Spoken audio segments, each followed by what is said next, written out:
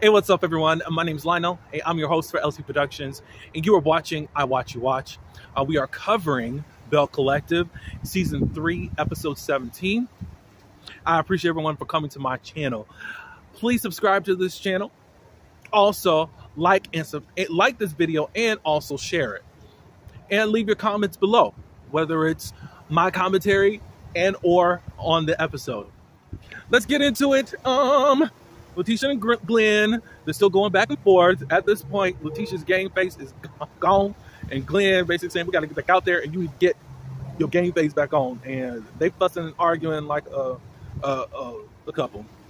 And to recap a little bit of what's going on, Glenn didn't like contractually how much money he was not supposedly or allegedly not going to profit off of him appearing in this commercial. He's going to be paid out of Letitia Pearson Enterprises, and he's not happy. And I guess Cliff told him, don't accept that, and that got him heated. So they go back outside to film this commercial. Letitia's so hot and bothered that she's forgetting her cues to actually say her lines. So she gets herself back together and they produce the commercial or film the commercial.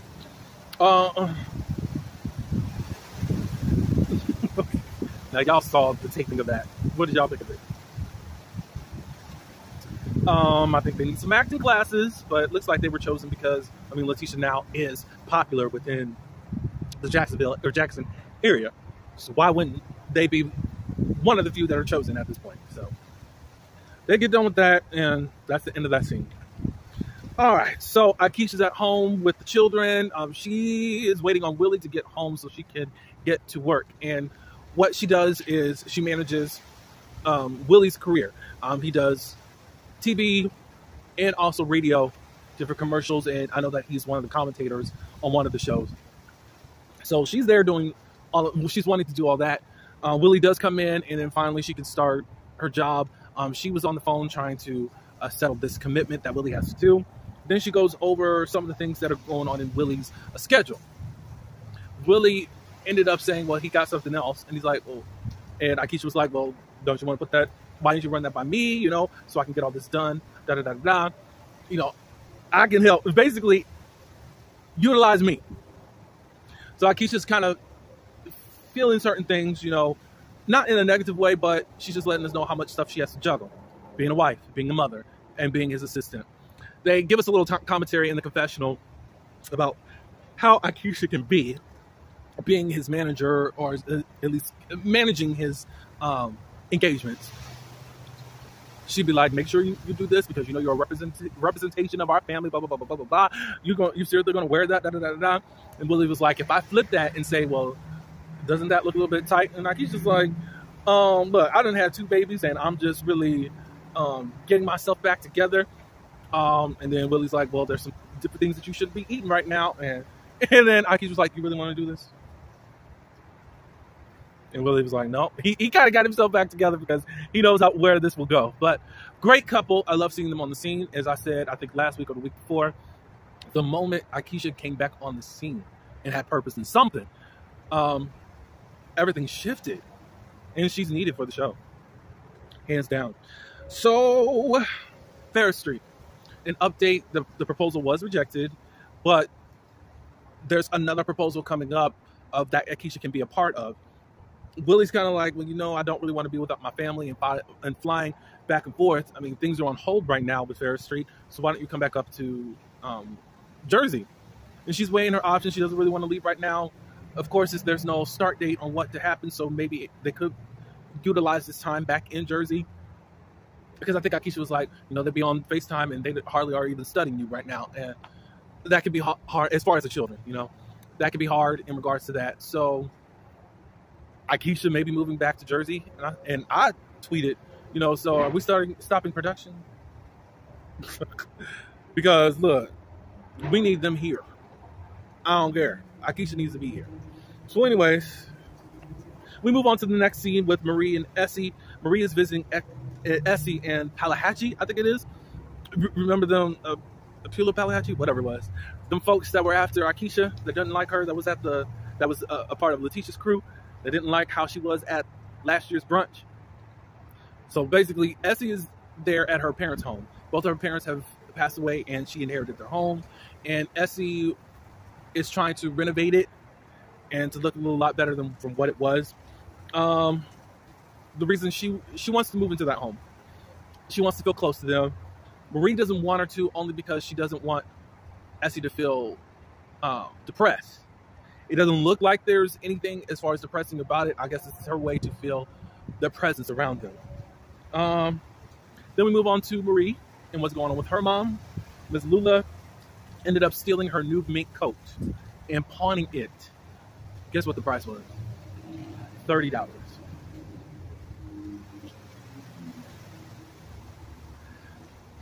I know this is real life. I wish this wasn't televised, though. I think, you know, I don't like Marie. I wish she wouldn't use this as a storyline, because it's really exploiting this woman that you know is going through something serious, and y'all been trying to get her clean since you were, what, 9 years old? She hasn't as of yet. And of course, she's battling, how does she really handle this? Because you don't give up on your mom and all of that. Some people say let it go, and other people say you stay in there and fight with her. But why put yourself in harm's way for a situation that may not never get better? It's a tough situation. I can't tell her what to do. I just wish you get her off the screen. In her story off the screen. Marie feels like she's failed because she has all of these resources and still haven't been able to help her mom. All I can say, it kind of is what it is. I don't know how to not come off like an a-hole. So I'm trying to just cover, I don't know. Get her off the screen, though. And hopefully something does happen, but more than likely it's not going to happen, Marie. So Latrice, we get one scene with her. She's at her new building, and she had hired her brother Derek, but not much is getting done. So Latrice basically has to rehire Cliff to get things done. You know, they're talking about different plans of chandeliers and, and all this good stuff. She's got a little warehouse that she's going to be making, and she wants a chandelier in there. And I agree with Cliff. That is some hood-ish. Like, come on. Come on now, Latrice. I mean, a warehouse is full of dirt. You're getting dust, dirt everywhere for wherever you're getting your supplies at. Why have a chandelier in there that's just going to collect dust? She feels like she's going to have a luxurious warehouse. I forgot the word or term or whatever. So she rehires Cliff, and, you know, he says, just give me everything that you need, and that's just that. Because she was expecting everything to be done within a month or two, and she's still paying a lease someplace else. So we'll see how this goes. All right, so Marie and Akeisha, they meet together. It was supposed to be a play date between her little children and Marie grandchildren and also child Zari, I think is her name. But anyways, Akeisha didn't bring the children. One of the children was already sick, but it seemed like she flipped it when she actually told Marie. But anyways, Marie was like, well, you know, we could have just went out to dinner if you weren't going to bring your children. Hopefully she likes painting. So they talk about motherhood. Akeisha feels like she would have been able to handle things a lot more, but since she's having children in her 40s, you know, I'm more exhausted than I usually am. And Marie was saying, you know, in my 20s, I was able to do this, do that, da da da da da. And now that she's raising her son's children, it is a lot more on her, and she understands her being tired and all that. So Akeisha then talks about the whole Ferris Street deal with her. You know, things are on hold right now, da da da da. And then Marie wants to insinuate that Akeisha was doing exactly what Letitia did. And Akeisha said, no, I had different plans and all that good stuff. And I come here and I'm talking about all of this. You know, I had what I had going on. Marie was still going on. No. Like,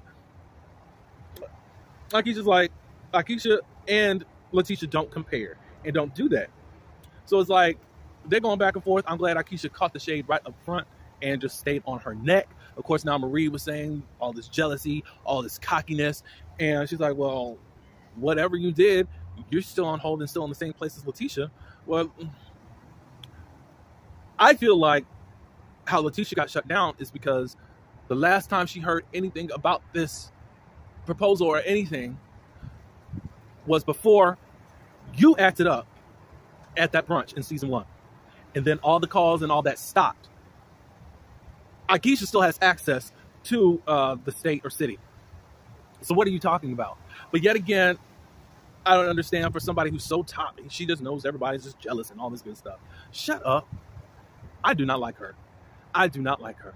And you show your insecurity every day.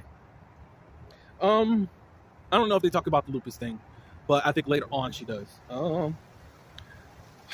Letitia and Glenn. Glenn pops up, even though there's a call sheet and he already has a mic on him. Letitia wasn't expecting him.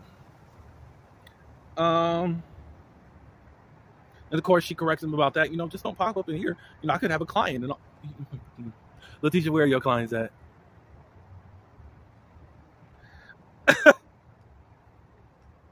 Glenn says that he's serious about his music and he wants Letitia to manage it under the Letitia Pearson Enterprises. Why? I guess in the past she was managing it, but it just seems like there's so much of Glenn wanting to disrupt whatever Letitia has going on presently. He wants to find some way to get himself up under Letitia, because he does say that in his confessional, like, I think I'm past the threshold, but I need to still figure out ways to get near Letitia. Are you 20? Are you 15? Like, y'all are grown adults. You see what this lady got going on, and you still thinking things could go back to the old way. I don't understand why Letitia feels that way, but doesn't see it, but whatever. So she was like, well, if we do this, it's going to be business. I'm not going to be wifey over here. We're going to handle things right. All of a sudden, he starts getting upset because she's saying all this stuff like, we're setting some boundaries here. So then he ends up taking off the mic and leaving. For whatever reason he was pissed, I really don't care, because I'm really uninterested in those two. Because everything just seems like it's made up.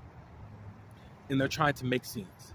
Because you cannot tell me you did not know that this man was coming to your office. He was on the call sheet. He had mics and all of that. You're there. Why would you be filming in your office? What did you have going on? Nothing. So stop that. All right. So Akeisha and Soguchi, they get together and they do some Zumba. Akeisha wasn't really feeling the weightlifting thing and all the stuff that she was doing on her own, and she just wants to do something else. They're getting into dancing and they're just doing the warm-up and like, oh my God, they're exhausted, blah, blah, blah, blah, blah. So she tells, after they're done, Soguchi and Akeisha have a conversation and talking about Ferris Street. She realized that she cannot be greedy. She wanted the whole Ferris Street, but it looks like how things are going, she'll have to like buy each building. Just how things are being maneuvered. There was a fire at one of the historical buildings down there, so it's putting everything on hold as to what to even move forward and what's happening down there. So they're thinking about going back to Jersey. And then she said, about Marie trying to insinuate that she stole Letitia's stuff. No, blah, blah, blah, blah, blah. And even about the lupus thing, Marie doesn't do anything. It looks like everything's on the shoulders of Essie to get things done. And still not much going on. And I'm going to talk with Essie one more time, and then possibly we got to pull out. All right, so the last scene is with Letitia and Marie. They go out on a girls' night, and then boom, Glenn pops up, even though he has a battery pack. Was this a surprise? I don't know. Marie says this is some stalker-ish. And Glenn's like, another date with Marie? Like, he's always trying to insinuate this lesbian stuff. And it's like, okay, we can keep insinuating how much of a hoe you are. So apparently, Glenn was supposed to be at work. He was supposed to be on the boat. He's dressed in his uniform. Marie called him Popeye the Sailor Man. And Letitia's trying to figure out, why are you here? And he says, I wanted to surprise you. I wanted to apologize. And this is what I wanted to do. So how they're putting the appearance is that Glenn was tracking them or her, and found them there. What? So you waited all night while you know that they're filming to not want to apologize. I mean, maybe you wanted to apologize on camera. Cool. You need to tell me you couldn't call and say, hey, I'm coming over. I didn't really go to work or anything. Too much of this is it's too staged for me. I don't think this is Kingdom Reign doing this. I think it's them staging this stuff, and it looks fake AF. So Marie said that this is some psychopath-ish. Glenn says that Marie's like a hemorrhoid up his arse. I said, okay. So Marie ended up waving her white flag and just saying, you know, I'm out of this, da da da da da da da. And basically, that's the end of the episode. Was it needed? No. But obviously, Glenn is trying to play things up for the camera. I do not think their scenes are authentic. Even if Letitia gets mad in the scenes. I don't. I think probably that bank scene was authentic because it wasn't how it was supposed to go according to script. So, y'all tell me what you think. This is the end of the episode. I appreciate everyone for coming to my channel. Please like, comment, and subscribe. And I'll see you on the next video. Peace.